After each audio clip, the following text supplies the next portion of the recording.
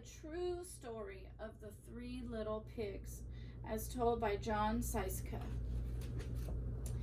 Everybody knows the story of the three little pigs, or at least they think they do. But I'll tell you a little secret. Nobody knows the real story because nobody has ever heard my side of the story. I am the wolf, Alexander T. Wolf. You can call me Al. I don't know how this whole big bad wolf thing got started, but it's all wrong. Maybe it's because of our diet. Hey, it's not my fault that wolves eat cute little animals like bunnies and sheep and pigs. That's just the way we are. If cheeseburgers were cute, folks would probably think you were big and bad too. But like I was saying, this whole big bad wolf thing is all wrong.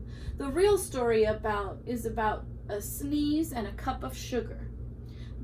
This is the real story. Way back in Once Upon a Time, I was making a birthday cake for my dear old granny. I had a terrible sneezing cold and I ran out of sugar.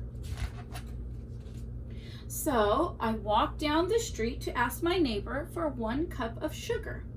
Now, this neighbor was a pig. And he wasn't too bright either. He had built his whole house out of straw. Can you believe it? I mean, who in his right mind would build a house out of straw? So, of course, the minute I knocked on the door, it fell right off. I didn't want to just walk into someone else's house, so I called, little pig, are you in?" But there was no answer. I was just about to go home with the cup of sugar for my dear old granny's birthday cake. I wanted to. That's when my nose started to itch. I felt a sneeze coming on. Well, I huffed and I snuffed. And I sneezed a great sneeze.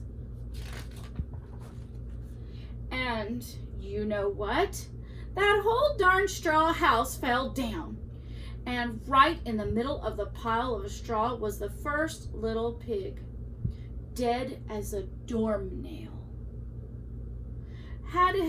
He had been home the whole time. There he is. It seemed a shame to leave a perfectly good ham dinner lying there in the straw, so I ate him up. Think of it as a big cheeseburger lying there. Wouldn't you eat it? I was feeling a little better, but still I didn't have my cup of sugar, so I went to the next neighbor's house. And this neighbor was the first little pig's brother. He was a little smarter, but not much. He had built his house of sticks. I rang the doorbell with the stick house and nobody answered. I called, Mr. Pig, are you in?" And he yelled back, "Go away, wolf. You can't come in. I'm shaving the hairs of my chinny chin chin." Ooh, he's shaving. Does Daddy do that? I had just grabbed the doorknob when I felt another sneeze coming on. I huffed and I snuffed and I tried to cover my mouth, but I sneezed a great big sneeze. And you're not going to believe it, but this guy's house fell down just like his brother's. And when the dust cleared, there was the second pig, dead as a doornail. Wolf's honor.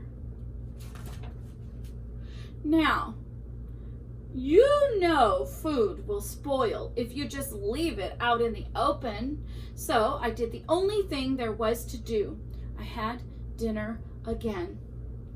Think of it as a second helping.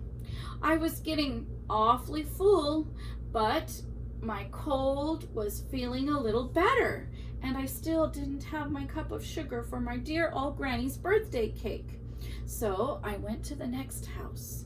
This guy was the first and second little pig's brother. He must have been the brains of the family because he built a house out of bricks. I knocked on the brick house, no answer, and I called, Mr. Pig, are you in?" And do you know that rude little porker answered? He said, "Get out of here, wolf. Don't bother me again." Talk about impolite. He probably had a whole sack full of sugar, and he wouldn't give me even one little cup for my dear, sweet old granny's birthday cake. What a pig! I was just about to go home and maybe make a nice birthday card instead of a cake when I felt my cold coming on. I huffed and I snuffed and I sneezed once again. And then the third little pig said, "And your old granny can sit on a pin." Uh-oh, is that nice? Now, I am usually a pretty calm fellow, but when somebody talks about my granny like that, I go a little crazy. When the cops drove up, of course, I was trying to break down the poor pig's door, and the whole time I was huffing and puffing and sneezing and making a real scene.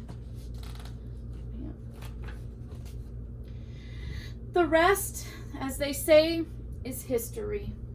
The news reporters found out that the 2 pigs I had eaten for dinner, they figured a sick guy was going to borrow a cup of sugar didn't sound very exciting.